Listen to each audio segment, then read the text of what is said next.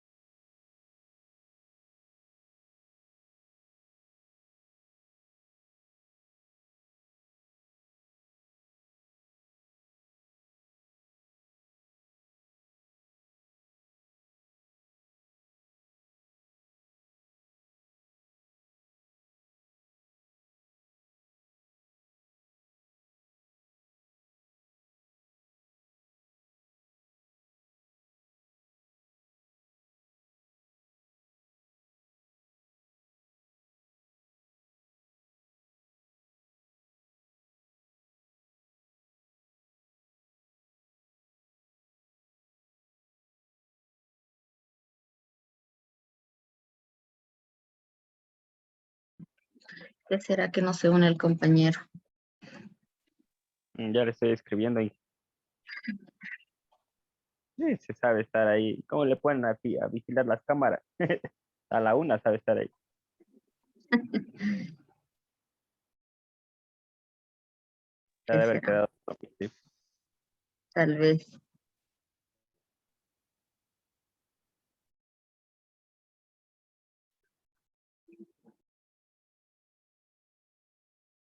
Ahí estoy con esta cosa.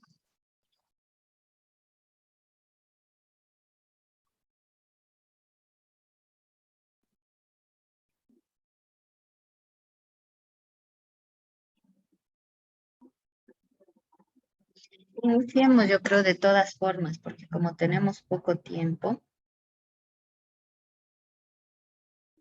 y hasta mientras que se une el compañero.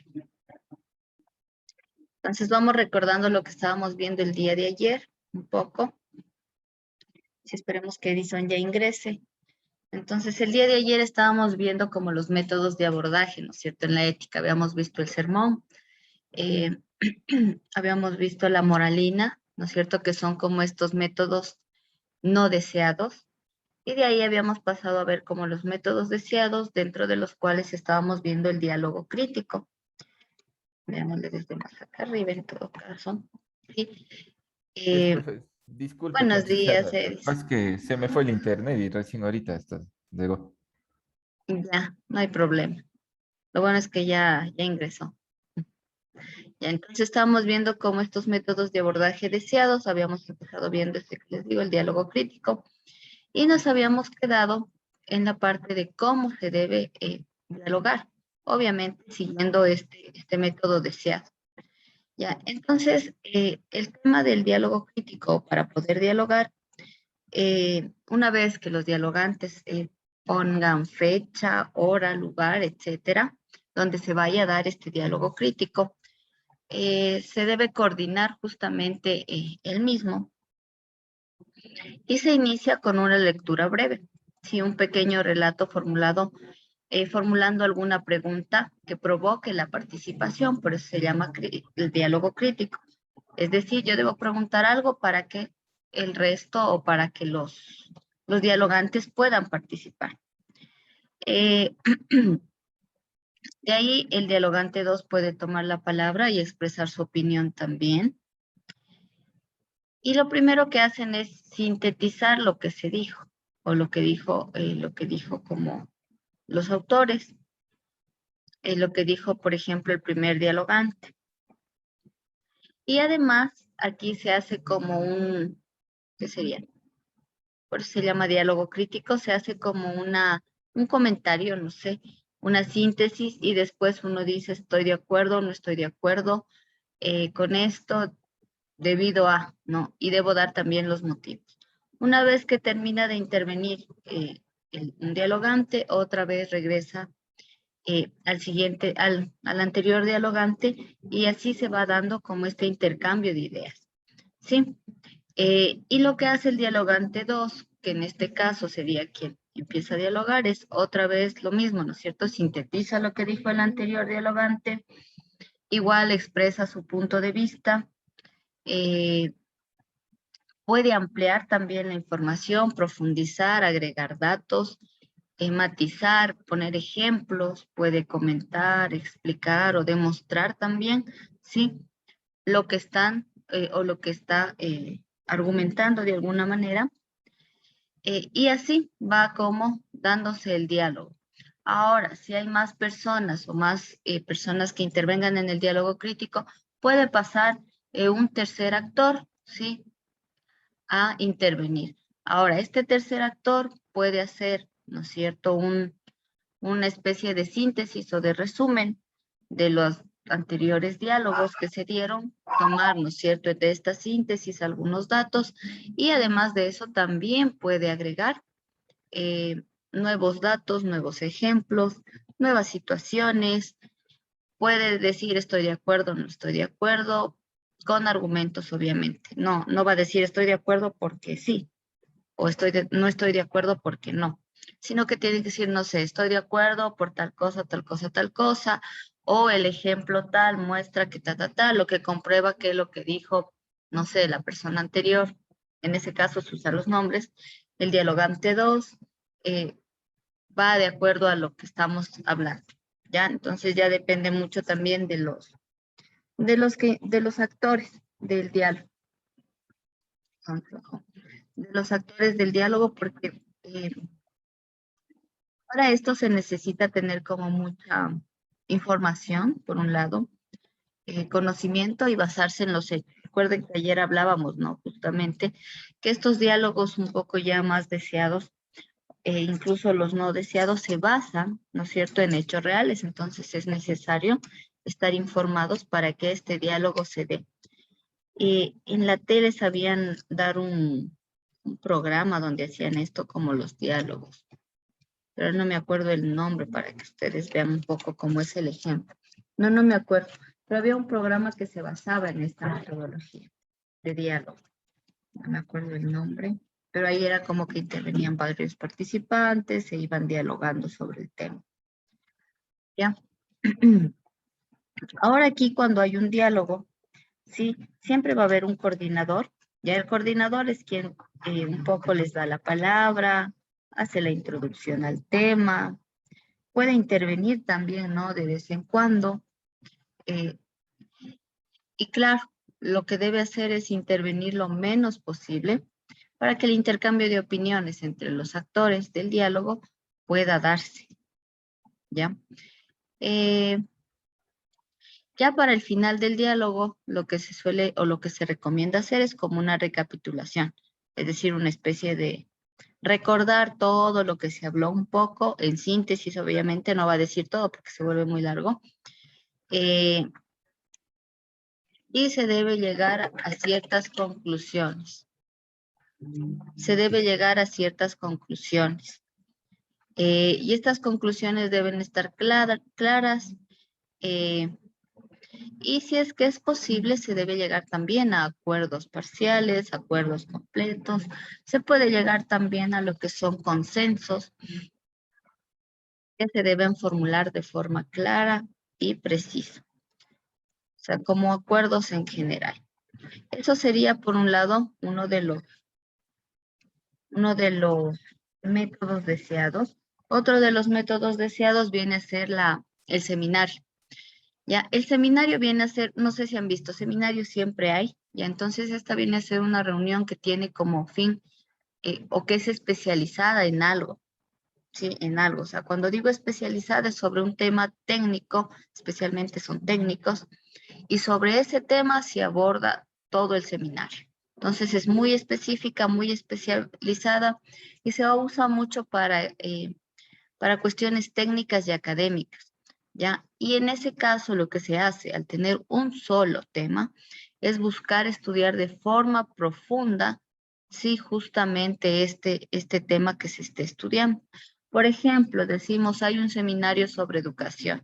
Entonces, ¿de qué van a hablar en todo el seminario? Sobre el tema de educación. Ahora, esto tiene que ser manejado de forma muy técnica, eh, basándose, ¿no? en las teorías y en la ciencia que ya se haya desarrollado sobre la educación, por ejemplo. Estoy inventando, ¿cierto? El nombre del seminario.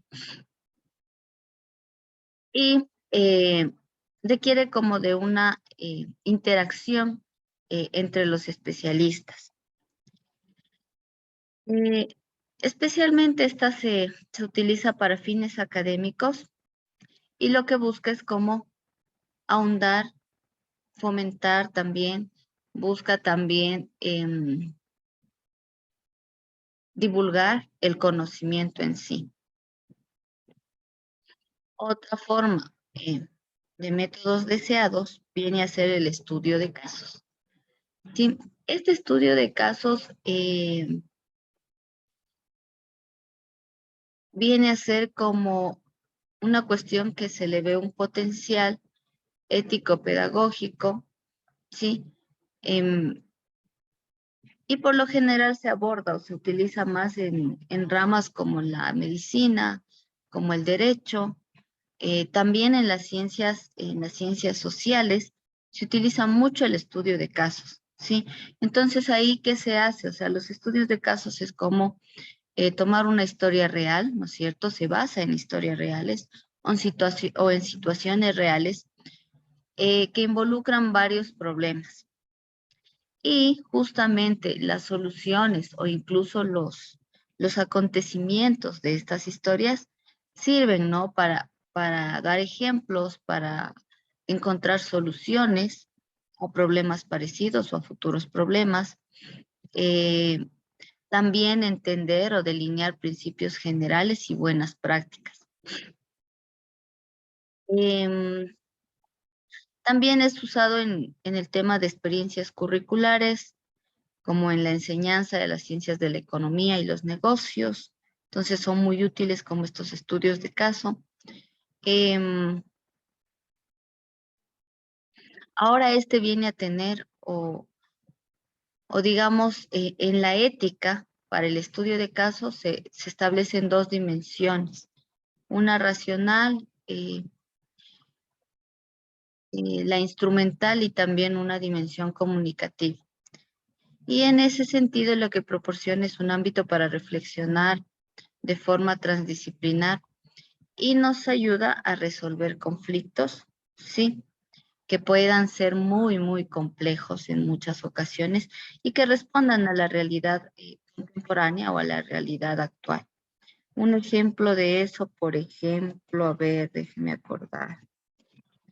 Hay estudios de caso, les voy a contar un poco lo que yo leo, sobre el tema del agua, ¿sí? Entonces, ha habido problemas sobre la contaminación de agua en diferentes partes del mundo y a veces cogen un caso muy específico, ese lo traen como a estudio, a colación, a que la gente lo conozca y sirve para resolver otros problemas de agua en otras situaciones o en otros lugares que tengan situaciones parecidas. Eh, mm, mm, También para el estudio de casos se utiliza casuística, que significa el conjunto de casos particulares que sirven como ejemplos a la hora que debamos tomar decisiones sobre otros casos parecidos. Cuando decimos casos análogos, como decía en el texto, es que se parecen, sí, que son de similar o que tienen su origen de igual, o sea, se originan a partir de lo mismo. Bueno, en la ética cristiana también utilizan los estudios de caso eh, y están dirigidos más a una cuestión moral. Deme un segundito, ya regreso. Sí.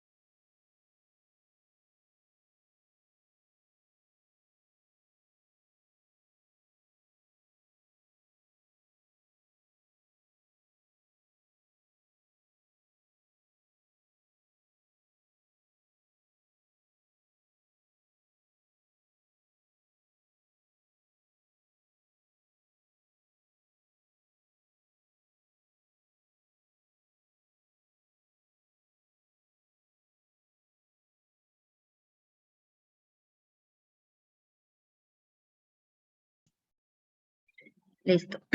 Disculpen, tenía que tomar una medicina. Ya.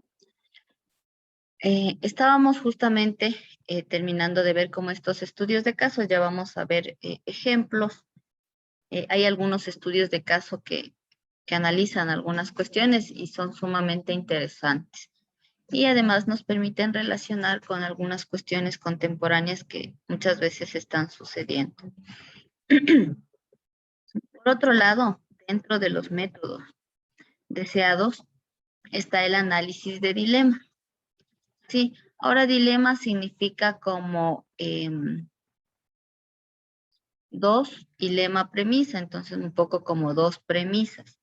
Sí, inicialmente se usaba como un término de la lógica que expresaba argumentos en lo que partían como de una proposición y a través de premisas. No sé si han visto esto de, ¿cómo es que se llama? Silogismos. Justamente estos vienen a ser parte de la lógica y utilizan las premisas. Por ejemplo, suelen decir, a ver, déjenme pensar. Por ejemplo, yo podría decir como premisa, todos los hombres caminan erguidos, ¿no es cierto? Son bípedos. Yo podría decir primera premisa. La segunda premisa puedo decir, o bueno, todos los seres humanos caminan erguidos, son bípedos. Segunda premisa, no sé, María es un ser humano.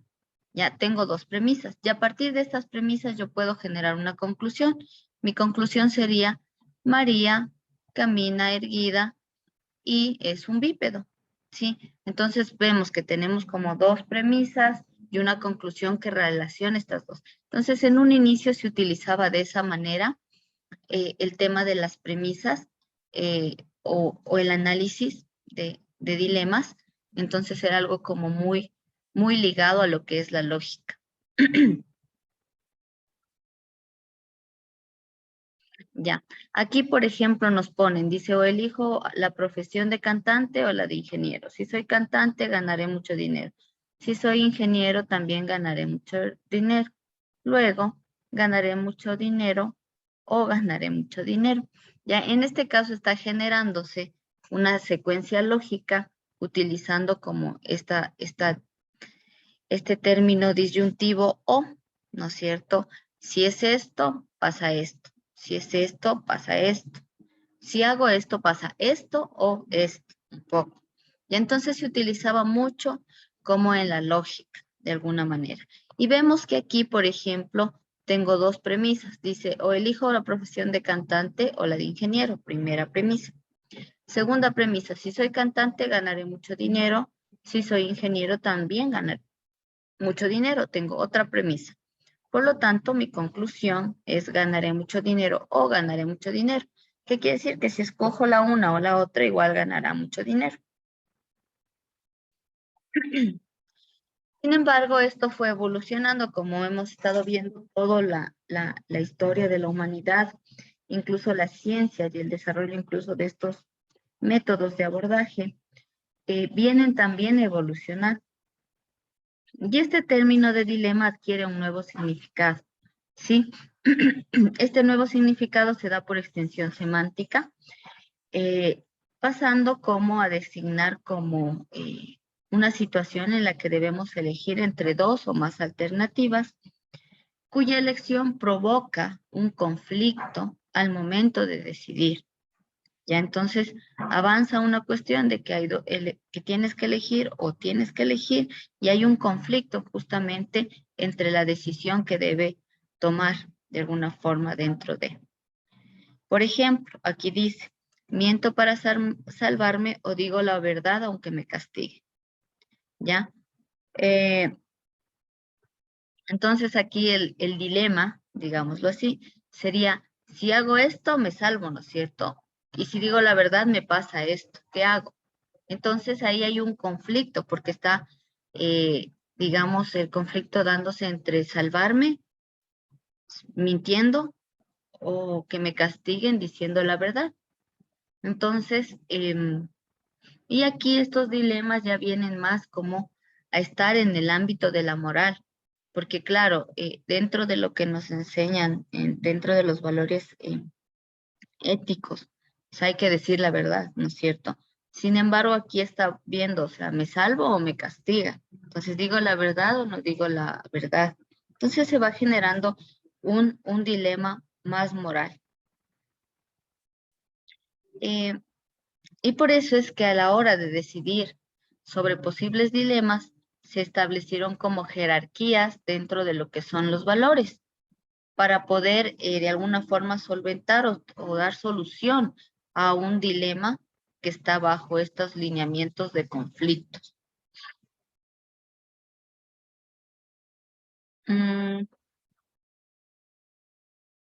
Ya. Y claro, en este sentido, lo que pasa es que los sujetos o las personas que están bajo este dilema están sometidos como a una cuestión bastante ligada a lo moral, que va a depender de incluso de los valores que tengan o que no tengan también, suele pasar. Y de ahí tener que tomar una decisión analizando las normas morales, analizando los valores éticos y obviamente en función de lo que vayan a decidir se tiene que tomar en cuenta cuáles son las consecuencias de la elección que se realizó. O sea, si hago esto, pasa esto, si hago esto, pasa lo otro. A veces dicen, chuzo, tocará escoger lo que sea menos dañino, ¿ya? Entonces ahí se enfrenta como a una cuestión o a un dilema moral, porque va a depender también de los valores morales que tengamos. No sé si tengan preguntas de estos métodos deseados. No, profe. No dije, Ya, vamos a ver unos ejemplos. Que me les comparto porque eso tengo en otro archivo. Ya, entonces vamos a ver unos ejemplos para que quede un poco más claro. Aquí vamos a ver un ejemplo de diálogo crítico primero, ¿ya? Entonces, dentro de este ejemplo de diálogo crítico, tenemos uno que se conoce como los 3 filtros. Se han de haber escuchado, no sé si lo han escuchado, pero es bastante interesante. Entonces, este nos relata, ¿no es cierto? O nos dice, un discípulo llegó apresurado a casa de Sócrates y dijo, maestro, un amigo tuyo habló mal de ti.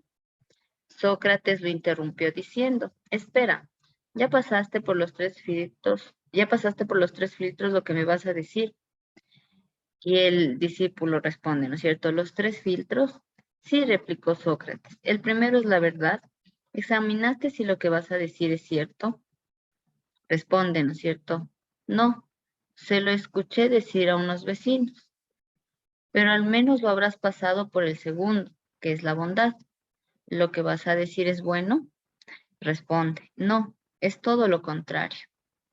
Ahí dice Sócrates, interrumpió Sócrates. Vamos al último filtro. ¿Es necesario que me lo cuentes? Para ser sincero, no, no es necesario. Entonces sonrió el sabio, si no es verdadero, ni bueno, ni necesario, mejor olvídalo. ¿Ya? Entonces aquí nosotros podemos ver cómo hay este diálogo, ¿no? Entre Sócrates, que sería como el maestro, y el discípulo. Están dialogando y vamos viendo cómo cada uno va dando, en este caso, quien argumenta más es Sócrates, haciendo alusión a lo que le quiere decir este otro personaje.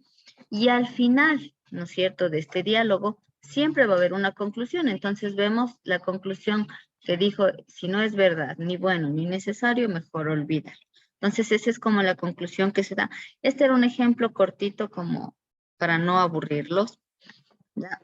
Y vemos cómo este diálogo crítico va teniendo algunos momentos, ¿sí? Entonces, primero tiene una confrontación, que es lo que hace Sócrates con el discípulo. Hay una apertura, ¿sí?, a que se siga dando el diálogo. Y después de esto hay una argumentación, porque, por ejemplo, le dice, el primero es la verdad. ¿Examinaste si lo que vas a decir es cierto? Entonces, es una forma de argumentar por medio de la pregunta. Y solamente el otro responda, no, se lo escuché decir a unos vecinos. Entonces se está argumentando de alguna manera. Es bastante sencillo esto. Y después de que se da como una argumentación y toda esta parte de diálogo que está de color verde, hay un cierre, una clausura o una conclusión sobre este diálogo. Entonces la conclusión es que si no es bueno, ni verdadero, ni necesario, mejor olvídalo, que no le diga. Sí, entonces este es un ejemplo de diálogo crítico súper corto. Vamos a ver, bueno, aquí igual está como el tema de los momentos. La confrontación lo que busca es un poco ayudar al interlocutor y aclararle hasta qué punto el oyente está involucrado con la conversación, si está o no involucrado. Y en ese sentido busca encontrar también la verdad o la falsedad de los argumentos que se vayan a utilizar dentro del diálogo. Y también puede ser considerado una especie de provocación que sirve como herramienta para encontrar la razón en el diálogo. En la apertura es el inicio del conversatorio, nada más. Fue, que es lo que les estaba explicando hace un rato. E indica que la persona ya desea o ya quiere iniciar el diálogo. La argumentación es como defender la opinión que cada uno tiene, puede ser, para convencer al receptor mediante pruebas y razonamientos que deben ser necesariamente lógicos, que también pueden ser dialécticos, retóricos, por medio de persuasión, utilizando sentimientos, emociones, etcétera. Y en lo último está la clausura o el cierre, que puede ser como manera de conclusión. Sí, entonces esto lo que hace es poner fin a la conversación. Ya, por otro lado, tenemos nosotros el dilema. Bueno, aquí igual puse un ejemplo de dilema corto para que podamos ver cómo se maneja este tema. Entonces aquí está un dilema que me parece que es famoso, por eso lo encontré en algunos lados, que es el dilema de Haynes. Entonces aquí nos cuenta un poco sobre esta cuestión, y nos cuenta que una mujer que padece un tipo especial de cáncer va a morir pronto. Hay un medicamento que los médicos piensan que es el único que puede salvarla. Es una forma de radio que un farmacéutico de la misma ciudad acaba de descubrir. Ahora el radio es un elemento, se me fue, radioactivo, ¿sí? La droga en sí es cara, pero el farmacéutico está cobrando 10 veces lo que le ha costado producirla, pues él compra el radio por $1,000 y está cobrando 5,000 por una pequeña dosis de medicamento. El señor Haynes, que es el marido de la enferma, recurre a todo el mundo que conoce para pedir prestado dinero, pero solo logra reunir 2,500, la mitad de lo que cuesta. Le dice al farmacéutico que su esposa se está muriendo y le pide que le venda el medicamento más barato o se lo deje pagar más tarde. El farmacéutico se niega, argumentando que necesita ganar dinero con él al haberlo descubierto. Haynes está desesperado y piensa atacar el establecimiento y robar la medicina para su mujer. ¿Qué harías tú en lugar de Haynes?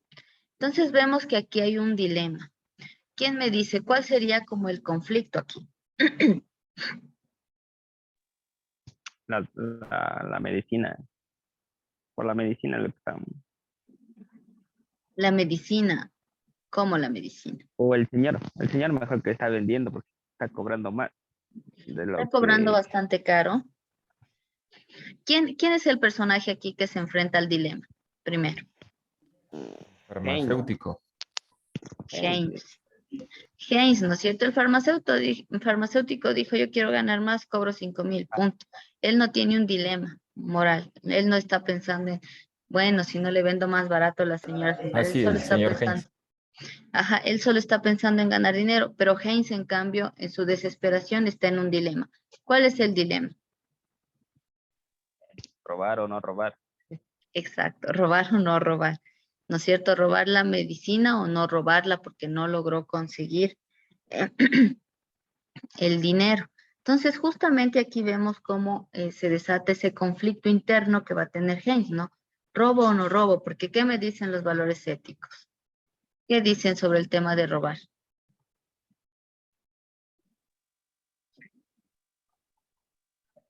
Que está mal, profe. Está mal, ¿cierto? Entonces se está enfrentando como a esta cuestión de pelear incluso contra la moral que puede tener él, de pelear contra los valores que se le han inculcado de no robar, no robarás. Pero además, si él no roba, la esposa se muere. Entonces es un conflicto sumamente fuerte y que está desatado en función de la moral. ¿La dejo morir o la salvo? ¿Robo o no robo? ¿Qué hacer, no es cierto? Entonces aquí vemos cómo se genera un dilema. Es como estar entre la espada y la pared un poco. ¿Sí está claro el tema del dilema? Dije, Ahora tenemos un ejemplo de estudio de casos. Este estudio de casos es de Phineas Cage, ¿sí? Eh, y bueno, de lo que encontré, decían que era como uno de los estudios de caso más famosos de la historia. Entonces aquí nos habla de un trabajador de la construcción que sufrió un accidente mientras se encontraba en una obra.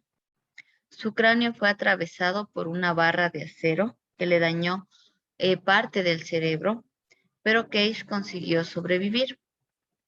Sin embargo, la personalidad de este hombre cambió completamente tras el accidente. Los psicólogos de la época pudieron entonces estudiar el efecto que tenían las partes del cerebro dañadas en el accidente sobre la personalidad de Phineas. Este tipo de investigación no habría podido ser realizada de ninguna otra manera, ya que no se puede dañar el cerebro de un paciente en el laboratorio para conocer los efectos de la lesión. Para ello, en sus orígenes, la neurociencia estaba basada por completo en los estudios de caso, que permitían observar este tipo de fenómenos sin tener que dañar a propósito a ninguna persona. Entonces, un poco aquí, lo que nos cuenta brevemente es que lo que se utiliza, por ejemplo, en este caso, el estudio de caso usado para ciertos daños en el cerebro sería el estudio del caso de Phineas Cage, que justamente sufre un accidente y le atraviesan el cráneo.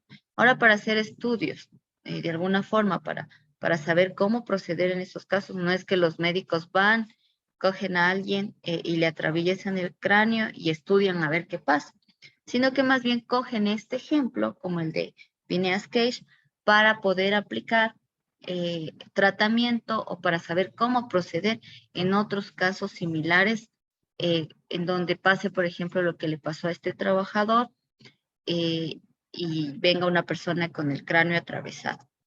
Sí, sí estamos claro. Sí, profe. Ya. Ahora, para los estudios de caso, por lo general se plantean como preguntas de investigación. Estas preguntas de investigación me llevan como a generar un estudio de caso. Por ejemplo, aquí una pregunta de investigación puede ser cuál es el efecto del confinamiento por el COVID-19 en la salud mental. Entonces aquí se hace como estudios de caso sobre justamente el tema, ¿no? Que es el confinamiento por el COVID en la Ciudad de México y cómo esto influencia en la salud mental de las personas, sea de estrés, ansiedad, etcétera. Otras preguntas que podrían generarse es cómo se puede implementar estrategias activas para la enseñanza primaria. Igual se puede hacer un estudio de caso. Otras preguntas que se han planteado han sido cómo afecta la publicidad en YouTube, en la percepción de marca. Estos estudios de caso les sirven un montón a la gente que hace marketing, ¿sí? Y aquí hay como el estudio de caso de las compañías de Nike en YouTube. Cómo afecta el aislamiento social absoluto en la infancia. Eh, y aquí hay un estudio de caso de Víctor de Aveyron, niño salvaje que vivió en Francia, ¿sí? Y se han hecho como también algunos experimentos para generar estos estudios de casos que son muy locos. Justamente veía ahorita esto del niño. Una vez un estudio de caso sobre esto hay sobre qué pasaría, o sea, si crían a un niño y a un chimpancé igual. Entonces, ese estudio de caso sirve como incluso para entender el tema evolutivo del cerebro, tanto del chimpancé como del ser humano. Entonces, hay cosas y cosas que se pueden presentar. Hay estudios de caso de distintas problemáticas. Eh, y que son muy útiles para cuando uno quiere, como de alguna forma, entender un fenómeno social, político, cultural en el tema también de la medicina, etcétera. Preguntas que tengamos hasta ahí. No, No hay- profe. Vamos acá. Entonces hemos visto como estos métodos de abordaje tanto deseados como no deseados. Vamos a hacer como un trabajito en función de eso para generar nosotros justamente uno de estos. Ya. Ahora voy a volver al inicio. Dentro de los no deseados, ¿se acuerdan? Teníamos nosotros la moralina y teníamos por otro lado bueno, la moralina y el sermón. Entonces vamos a generar eh, alguno de estos. Ahora, dentro de los deseados tenemos, a ver, tenemos no deseados, sermón, moralina, deseados, diálogo crítico, estudio de casos, dilema, esos tenemos, ¿no es cierto? Entonces la idea es escoger uno y no complicarnos tampoco. Por ejemplo, un estudio de casos sería bastante complejo porque tendrían que hacer toda una investigación. Entonces, estudio de caso no vamos a hacer. Un diálogo crítico, tendríamos que estar como entre varias personas. Un seminario también debería ser como, entonces me parecen como complejos. Se me ocurre que lo menos complejo puede ser un dilema, un sermón también, un poco más narrativo. La moralina, mm, mm, mm, moralina no creo, porque en cambio sería muy corto. Podríamos escoger algo entre un dilema y un sermón. No sé qué opinan ustedes, como para hacer como un ejercicio sobre eso. Cada uno, Sí, mm, sí, Sí, profe. sí. ¿Cuál prefiere? yo el dilema, Inge. Que prefiero un dilema. Ya gané. Ya gané, dice. Usted, Edison, ¿cuál prefiere? ¿Dilema o sermón? Dilema, profe. Ya, entonces los dos van a ser dilema, ¿ya? Entonces Ya, vamos a profe. tener hasta la hora que ya lo saben llamar, que serían 9:15, para hacer un dilema cada uno. Y los compañeros que están como, que reciben las clases viendo solamente los videos, van a hacer un ejemplo de sermón, ¿ya? Inge, Dígame. puta, yo no tengo dónde escribir, Inge. La compu están no es que entraron al colegio, están utilizando la compu. Ah, no tiene ahorita una computadora a mano. Ajá, estoy en el celular. O déjame ver si puedo hacerle aquí mejor. Ya, ¿En dónde? aquí en el celular. Se puede hacer. Véale, véale. En caso de que no pueda, ya vemos una solución en todo caso. Ya. Ya, entonces tenemos, antes de que los llamen, los saben llamar 9:15. Hasta las 9:05, ¿sí? Para tener unos 10 minutitos para que puedan Un como ejemplo de dilema es, ¿no es cierto, profe? Ujú, un ejemplo de dilema. Ah, ya. Listo, profe. Ya, entonces tenemos hasta las 9:05. Para después de 9:05 a 9:15, cada uno nos cuenta su dilema.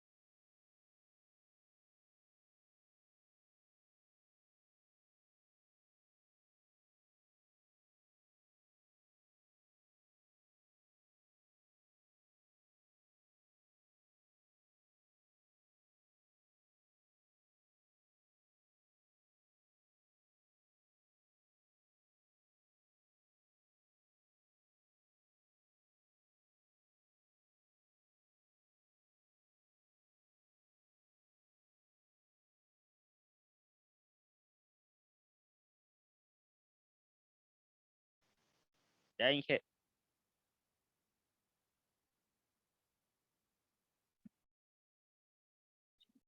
Listo. Con esta cosa de aquí. Vamos viendo.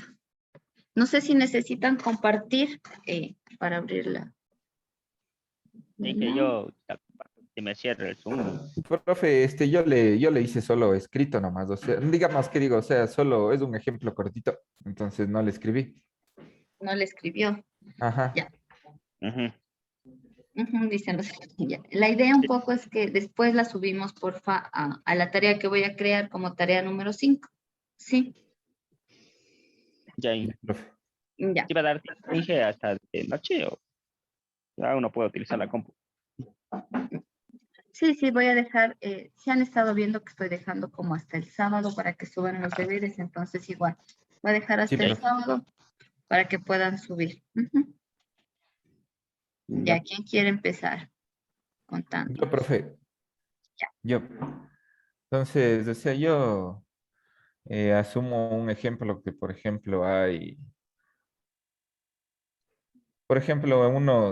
una carne de cerdo, por ejemplo, que es más barata, pero los chanchos son criados con, ¿cómo le explico? Con cualquier tipo de comida.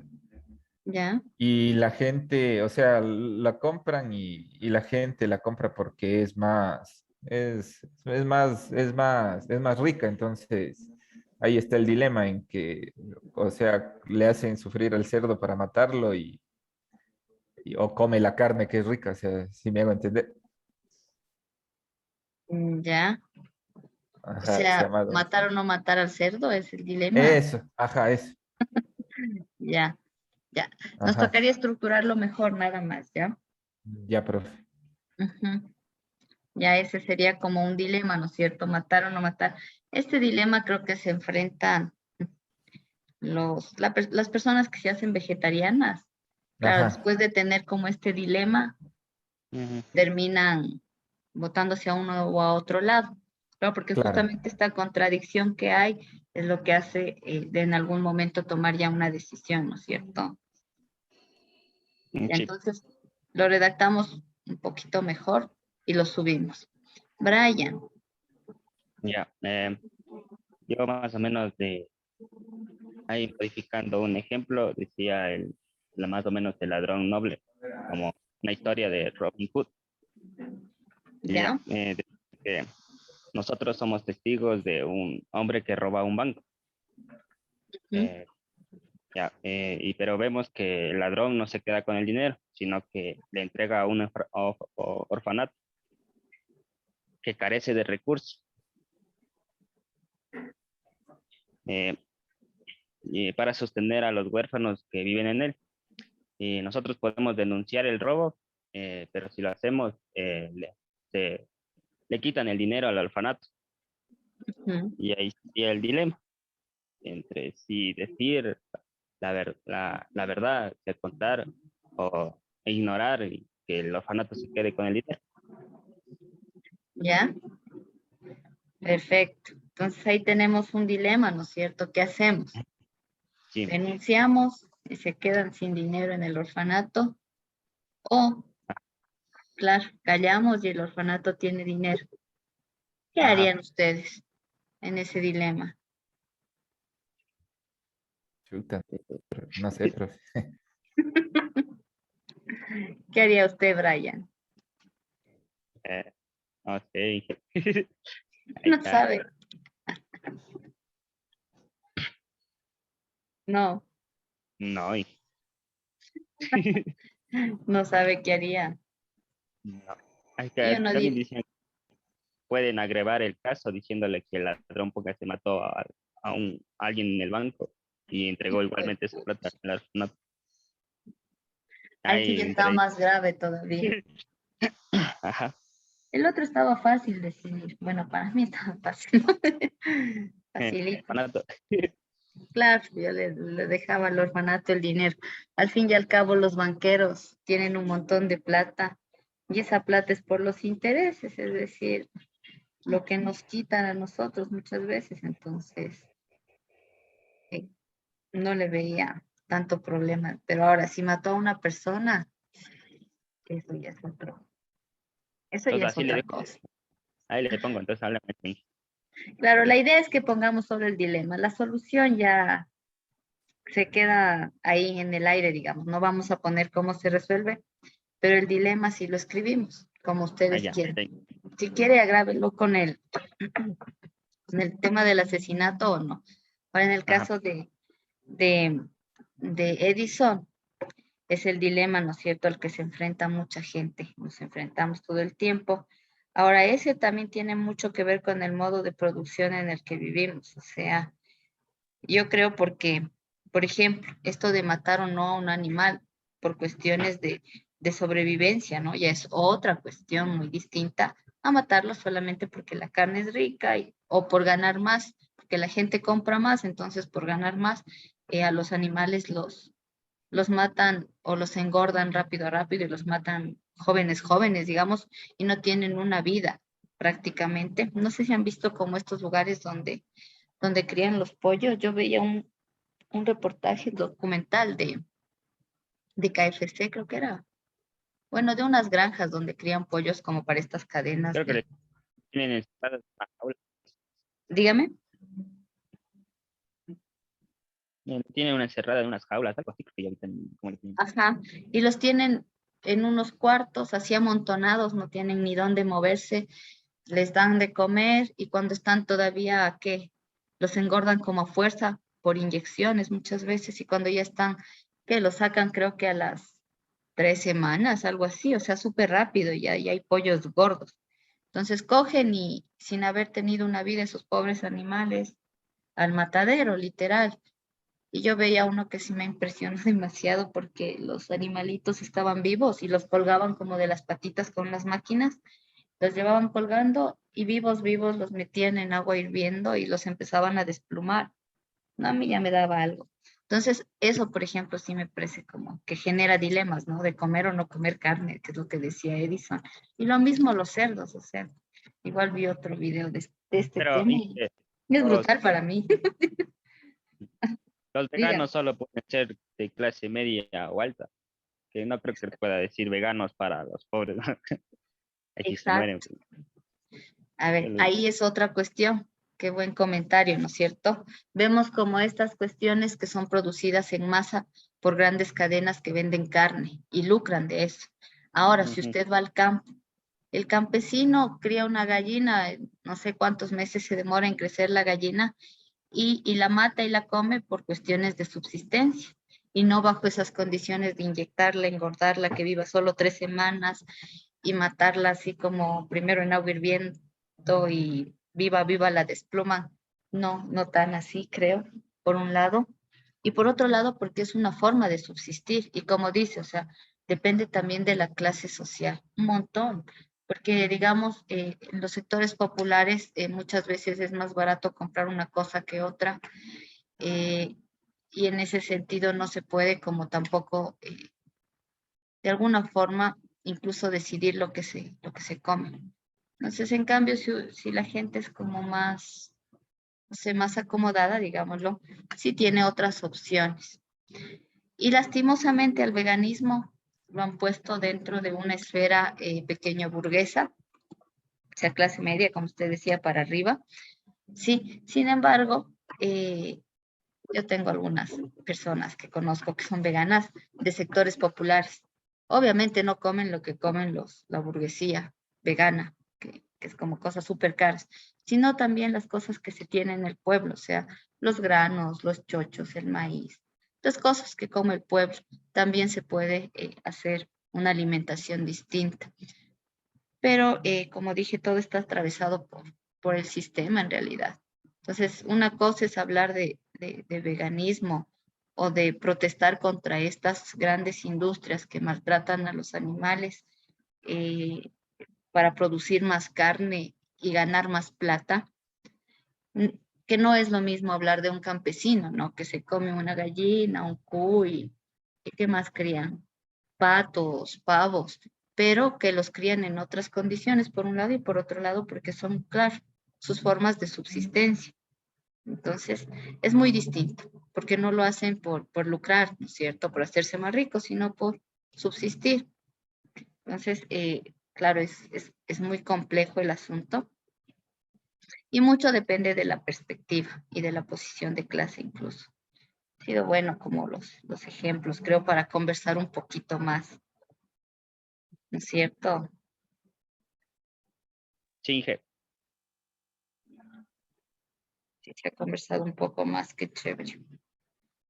Eh, no sé si quieren dar como otro comentario o alguna opinión. No, No, Inge. profe. No, sí se entendió entonces, ¿no es cierto? Sí, profe.